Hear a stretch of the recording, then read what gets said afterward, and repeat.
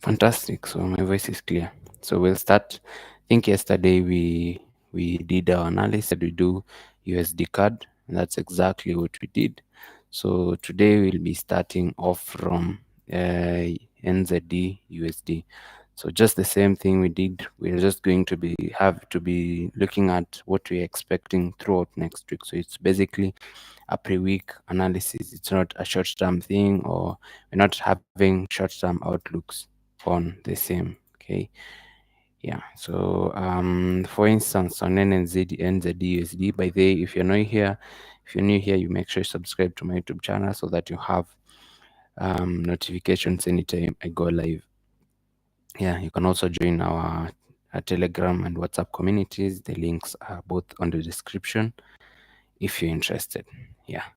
So on NZUSD, it's clear that we have been bearish for the past about 3 or 4 months, and it has been a clear bearish market, and we're expecting even next week to be bearish. The reason is, if you look at the current price action rate for the last about 4 weeks, you will be able to understand and see that this week's candle was able to sweep the previous week's high and the previous week's low. And not just that, not just sweep, it also traded and closed below it. So it means there is a lot of bearish momentum currently in the market that will be pushing market even lower for next week. So I'm very positive that NZD next week might be bearish. More chances are it's going to be a bearish market for NZD. So once you already have the weekly outlook or what you're expecting throughout the week, that's now when you scale down to a lower time frame, like maybe the daily time frame or the 4 hour or the 1 hour time frame, to try and see where maybe you can get in the market to capitalize on that bearish move. And by the way, what we have not done is we've not seen where maybe we can be targeting on this particular market. So first we have this low that is still unswept, and we also have this low that is still unswept. So most probably market will be hunting those two zones because of liquidity, because ultimately the market is a slave to liquidity. The market is always trying to sweep liquidity in the market. So you can be targeting this first low here or this second low here, which now you scale down to a lower time frame to try and find entries now to get in the market on I think AUD and EURJPY. You can see we have several actually we can mark in this case. First we have this last bullish candlestick there you could mark, but depending on how much more bullish momentum we'll have in the market, you can also get in from here. So if we have a lazy bullish market next week during the market to get that low, and looking at the kind of bearish momentum we had throughout last week, you can be very, very positive that price is going to be very, very bearish. So intendedly, you don't expect market to push to this point.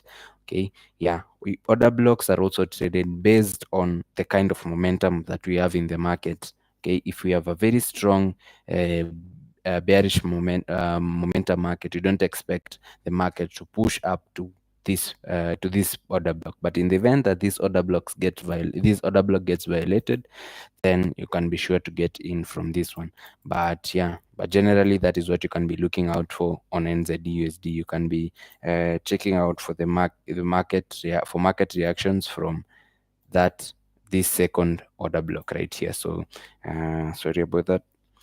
So you can have maybe your limit orders for the shorts right there, and then you can have your stops about there. So it will give you a nice risk reward of about 4.2 if you target that last low, which is which makes more sense if you're a guy who loves smaller stop losses like me.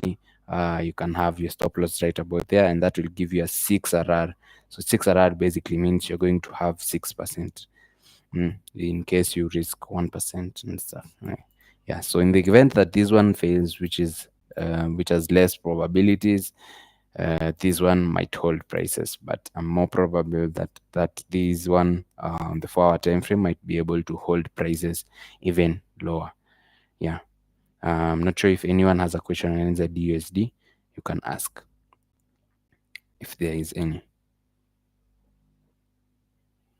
Yeah, I think the chat box is open. You can always ask a question anytime. But if you've also not liked this video, you can be sure to give me a like. Yeah, and for card JPY, so for card JPY, I think we had done some pre-analysis. I think with the guys on Telegram. There's a time I shared a link, our Telegram link, and we had Google Meet. So we had this 4-hour supply right here. We had marked, so we're expecting price to react of this 4-hour supply right there. But then price was did not react off there, or price has not yet reacted off there, and you can see price has already filled the imbalance that is below the supply zone, so which mitigates this zone. So right, I'm thinking that in the event that price starts pushing higher, it might mitigate this particular zone. So that is why we need now a new outlook on card JPY. So the weekly time frame, we'll start from the weekly time frame. Of course, they are the time frame, they are the precision I told you yesterday. So from the weekly time frame, we can all see that we have a bullish card JPY on the weekly time frame. So we will be looking at price taking out several highs. But then if you look at the current price action of how last week closed, you'll notice that price first of all closed traded above the previous week's high, and closed below it. So it means that most probably this week we might be targeting to take out this low. There are more chances that we might target to take out that low. Yeah. Anytime we take out a high, of course, we all understand that um, that price might take out a low as well. So looking at how the candle closed, I'm most intendedly looking at this low getting taken out, and then maybe we can start looking for more buys. But then short termly, you can look out to take out that low, and you can also see even from the kind of price action you have here. For those guys who trade candle range theory, so clear. I don't trade candle range theory, but I have a clue about it. So you see, this week's candle was taken out, and then so most probably we might be expecting price to take out these previous week's low. Okay, so then now you can scale down to a lower time frame, try to find now possible opportunities in the market to take your shots to this low. Okay, yeah, and then now, but then long term, if your guy is looking at from the long term perspective, you should be looking for more buy opportunities. So what you'll wait for is you'll wait for price to sweep out, to sweep this liquidity at this particular point. Then now you can start looking for more entries to get in the market, maybe on the 4-hour time frame or on the 1-hour time frame. Yeah, someone has a query on NZUSD, and yeah, so I think I've explained this. He's saying that this demand can be an inducement. Yes, that's very possible, but something else is depending on the kind of on the momentum you have in the market. That is what determines which order block you should trade from. If we had we're having a very strong bearish momentum. That is, you see, for instance, right around here, someone could have marked that as a demand, a supply, sorry. Yeah, right. But then you see price did not get to that point. The reason is, here at this point we had a very strong bearish momentum, right? Yeah, whenever you have a very strong bearish momentum, you do not expect price to get to your ultimate supply or order block in that case. So most of the times, that is why most of the times when you're having a very, very strong bearish momentum or bullish momentum, price will just always, most of the times, focus on will be looking out to fill the 50% of that imbalance. Could be possible. This one could be possible as well. They are both good opportunities. But then I'm thinking to go in from here because of the kind of bearish momentum you're having on NZUSD. If you look at the on any higher time frame, be it the daily or the weekly, you do not expect price to push higher than this point. Yeah, that is my analogy. What is the safest way to enter a trade? Place limit orders or scale into lower time frames for confirmation? Yeah, so the answer to that is, me personally, I use limit orders. I don't only place limit orders. So it all depends on you, how your trading system looks like, and yeah. So for instance, for me, the reason why I place limit orders is because I'm a swing trader. I don't want to stick to my charts every other time. I want to just place my limit orders and wait for price to tell the story. So that is why me I use limit order. I don't do confirmation entries, but if you do confirmation entries and it works, you can go in for that. And mostly, if you are a day trader, I recommend you go out. Okay, but if you're a swing trader, I think limit orders work best for us. Yeah. So that is it on card JPY. I don't know if anyone has a question. You can drop it on the comments. For CHF JPY, I think CHF JPY, this one I had shared on my Telegram. For anyone who is on my Telegram knows it was at a December setup. So since December, it has been running. I didn't place. Personally, I was not trading month, but I did my analysis. I had this. It was a very clean entry on CHF JPY. So I don't usually like doing reanalysis when a pair is already running on a trade, but let me just switch up to a different liquidity provider so that you can check it out. So first we'll start by from the weekly time frame. Basically, on the weekly time frame, you can see USD CHF, CHF JPY is very, very strongly bullish. So you, of course, you would be looking now for opportunities to buy in such a market, because you should also not get tempted to trade against the trend. If that happens, just know you're close to going home. Yeah. So on the daily time frame, you can't spot anything, as well as on the 4-hour time frame. Possible opportunities. The only thing I know is that CHF JPY might keep on dumping for a while now, and you can also see here on the 4-hour time frame, this was the last low. So intendedly, here we already have a break of a low, which is, and that makes now our internal change of character, right? That's an internal change of character. It's because it's basically an internal structure, because the external skeleton says we are bullish. Yeah, so this is a change of character, and then maybe we have a very small fair value gap right there. So maybe you can opt to take more shots once price gets here, and you can still target the same low that you're targeting on the 4-hour time frame. Yeah. So you can either target this low, one of these lows, either these, or this, or maybe this.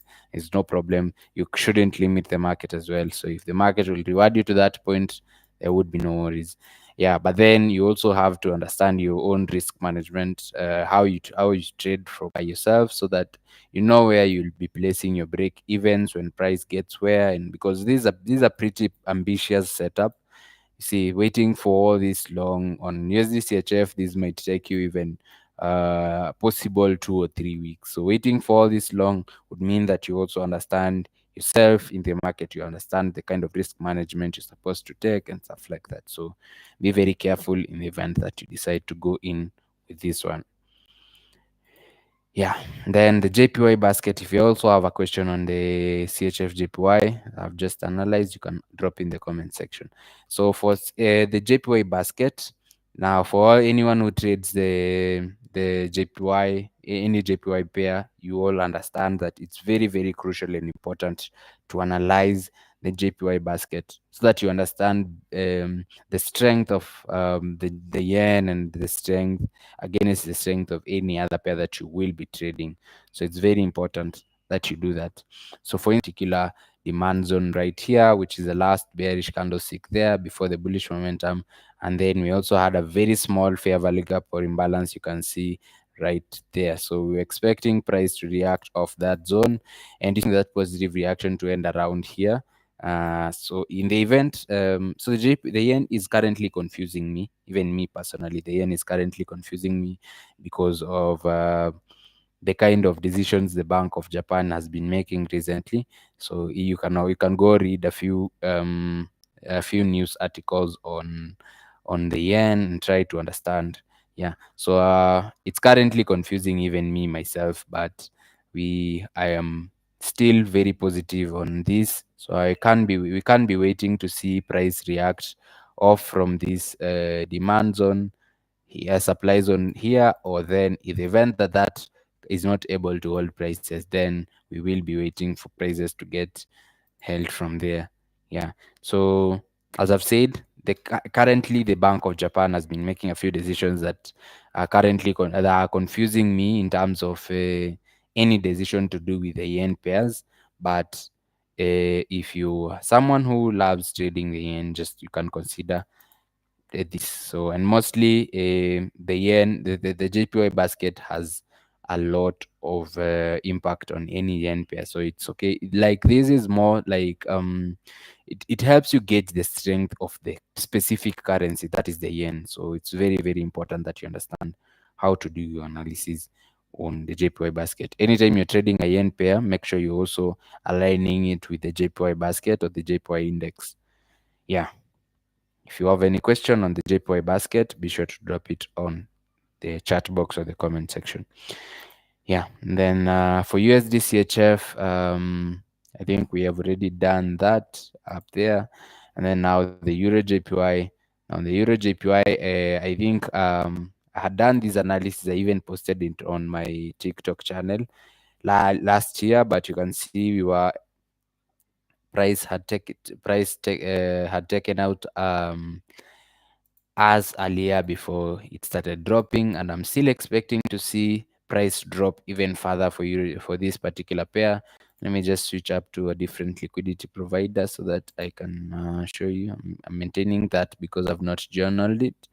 Could have deleted everything, but I've not journaled it yet. So for this one as well, EURJPY, you can all see that we're expecting a bullish EURJPY.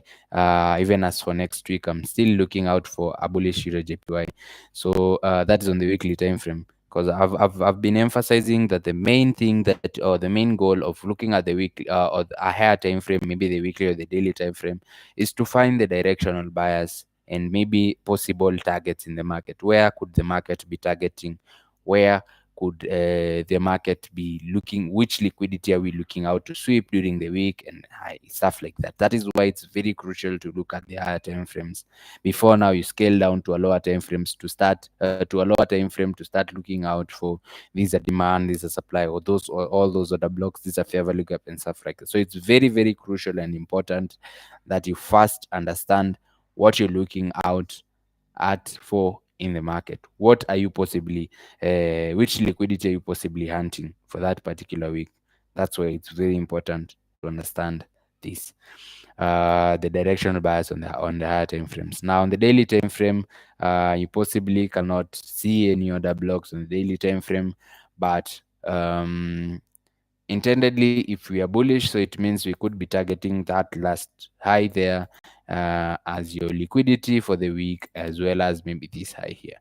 So both of them, they are very valid. So you'll be looking to take out any of those highs once price starts switching bullish. So you scale down to an even lower time frame to try and spot a possible demand, okay, where you could possibly get in the market out from to take any entries. So I'm sure if we go to the lower to let's just switch up to a 1 hour to the 1 hour time frame. Something I wanted to tell you, but yeah, on the 1 hour time frame, you see we can clearly mark this last bearish candlestick here as our demand. Okay, yeah, and then now this will be our market inducement. That will now act as our inducement in the market. We will be expecting to see market react off there as your liquidity sweep. And because we've already said that the market is a slave to liquidity, we'll be looking at market sweeping this inducement or that liquidity, and in extension, taking out orders from this order block. Now, if you go to the 4 hour time frame, you'll see a very small fair value gap right there. There's a very small fair value gap right there, and price had tried to raid it, but then you see the kind of rejection that we had from there. This kind of rejection shows you that there are a lot of resting buy orders around here. That's why when price got here, couldn't hold any longer and pushed back up high. So you will be expecting that there are still orders resting around this zone, that price might come drop to peak before we continue with the bullish momentum, because generally we are very bullish for this particular or this specific pair. Yeah. So and you can also see where we've marked on the 1 hour time frame, the same zone is a liquidity pool. We take any strong buys from that particular zone. So once you take your if you take your trades from there, you will of course be targeting either this high or this high, which has no problem. You can be targeting both depending on how patient you are and maybe the type of trader you are, maybe swing, intraday, and all that. So here, this one will give you a cool 8, 3.8. This one will give you a cool 5, which are both very good risk rewards. I told you, anytime you have a risk reward that is above 3, it means you have a very good, nice risk reward for yourself that you can be targeting out for. Yeah. And then something else that is on EURJPY. In case you have any question about on EURJPY, you can drop it on the chat box or the comment section. Yeah. Then for Euro USD, I think we had also done analysis on Euro USD during on the yesterday's session. You can go check it out in case you missed out. And now, lastly, we look at gold. Fantastic. So gold has been quite tricky recently. I've personally not been trading gold because number one, we have no history to back prices where price is currently at. Price haijaikuwa hapo penye iko sahi. Yeah. So we will be looking out to see price trade to this low. It's quite confusing. I am personally not trading this pair right now. I'm just chill and watching it because price has never been at 2600, 2800. We don't have a lot of history to back it. This is the first time we're having price around here. Okay, yeah, there's no history behind to tell us what we will be expecting next. So mostly, I think most of the people trading gold right now are either intraday or day traders. But since me, I'm a swing trader, I need a lot of history to back all my analogies, which we don't currently have. We don't have the luxury of history on this pair. But then I was looking at a possible reaction of this supply zone to take out this low. And then you can see there's some trend line liquidity right there. So it's resting here, here, and here. Then it means that price might drop from next week. But for this one, I'm not very sure. I'm not very quite skeptical because gold has been quite confusing for me in the recent past. Yeah, as a swing trader, but as a day trader, you can spot very many setups if you go to a lower time frame, maybe the 1 hour, be the 15 minutes.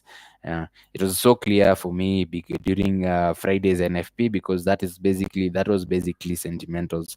But I'm looking out for fundamentally speaking, I'm looking out for fundamentally and sentimentally, I'm looking out for a bearish gold in the near future because number one, we are expecting the JPY economy the Japan's economy to strengthen. We are also expecting the US economy to strengthen. Yeah, and those are amongst the three pairs that affect gold. Okay, gold is driven by three pairs: that's the CHF, the JPY, and the US dollar.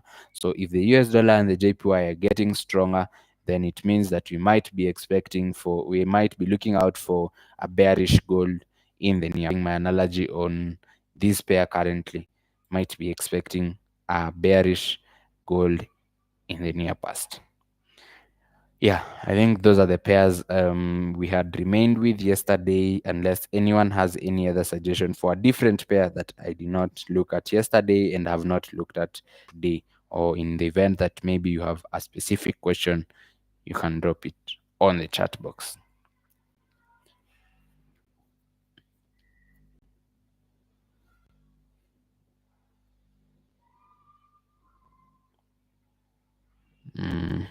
Yeah. So I think there's no one with any question.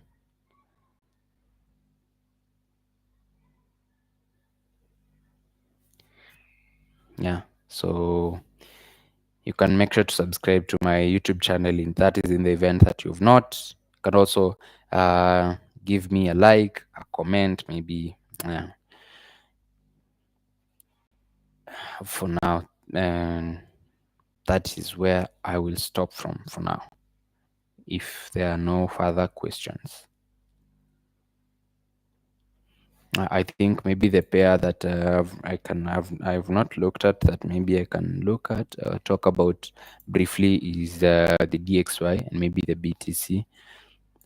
So the dollar, as I've told you, I'm looking out for a strengthening dollar in the near future, very strong dollar in the near future. So I think the DXY might keep on pushing higher because on the weekly time frame we have this high that I'm looking out to get taken out. So most probably even next week we might have the DXY push even higher and higher. So you can scale down on the lower time frames to try and spot inverse order blocks. Mostly you'll be looking at supply zones for this demand zones for this case, sorry, because we've been looking at supply zones for Euro USD, we've seen supply zones for AUD USD, we've seen supply zones for a GPB USD as well as gold. So most intendedly for this pair, you'll be looking out for to spot a demand on a lower time frame, the daily, the 4 hour, the 1 hour, whichever the time frame. But intendedly, I'm looking out to see the DXY pushing even higher next week. And lastly, the pair maybe I can look at is BTC USD. So so for BTC USD as well, I'm looking out for next week a bullish BTC USD, because internally last week you can see from the price action we had last week, we took out the previous week's low and closed above it. So if we took out the previous week's low and closed above it, it means we've grabbed the sell side liquidity, and most intendedly, we will be targeting, or we will be looking at gold checking out this high, because that is the all-time high. And I'm looking out for BTC USD pushing even higher this year. I know most people have been saying that they're expecting a bearish bit value of gold to go down. The value of BTC should be going up, because now most investors will be pulling out of trading the metal to invest in a different, more stable commodity, which might be a crypto, that is BTC USD. So most intendedly, I'm looking at BTC USD pushing even higher. So, but let's just be patient and watch. But for next week, I'm still looking at a bullish Bitcoin. Yeah. So you can go scale down to a lower time frame, to lower time frames to try and spot a possible demand zone where you can take trades off from. And you can see price is already reacting off from this fair value gap, as well as maybe on if we scale down to a lower time frame, we'll be able to spot a demand right there. Sure. Yeah, so we will be looking out for prices to push even higher for BTC USD. Yeah, I think that now will be my last pair for today. Yeah, because if you also have a lot of pairs on your watch list, it won't make a lot of sense. You need to stick to a few pairs, and you can see these are more than a few that I'm talking about. The reason why I do this is because the reason why I'm looking to take quite a number of trades. So if this pair if this pair is not giving me an entry today and is not giving me an entry tomorrow, what will I be looking out for then? That is why I added pairs to my watch list on this year. Last year I was focusing on GPB USD, Euro USD, and EURJPY and gold. Of course, I've been so unable to stop trading gold. It's so addictive. But yeah, those are the pairs I was focusing last year. So this year I turned around my rules to be more lenient to myself, so that I'm able to trade quite a number of pairs as a swing trader, so that even in the event that I don't spot a setup on EURJPY, I'm able to spot a setup on maybe Euro USD or USD CHF and stuff like that. CHF, I don't trade card CHF completely. I don't look at maybe the pair, maybe from what you're saying, maybe GPB card also doesn't have good movements. Euro out, I'm not trading it. I'm only trading pairs with USD, GPB, and USD, JPY, and GPB. Only those pairs, and because for Euro and Euro USD, only those pairs. I'm not trading here. You can see card CHF here. GPB card doesn't have good movements, and GPB CHF, they are lazy pairs, so that's why they are not on my watch list. Yeah, for now, that's all I have. In the event that there's need for any other YouTube, maybe live stream, I will keep you guys posted. If you're not on my Telegram channel, you can be sure to join. The link is on the description. whatever, or you can text me on WhatsApp. I will be able to share with you the link. Yeah, I think that is it for today, Sunday. I wish you all a successful week for all the lookouts we've had. We shall do a recap on Saturday. Yeah, try and see what we had vis-a-vis what the market gave us during the week, as we do maybe now another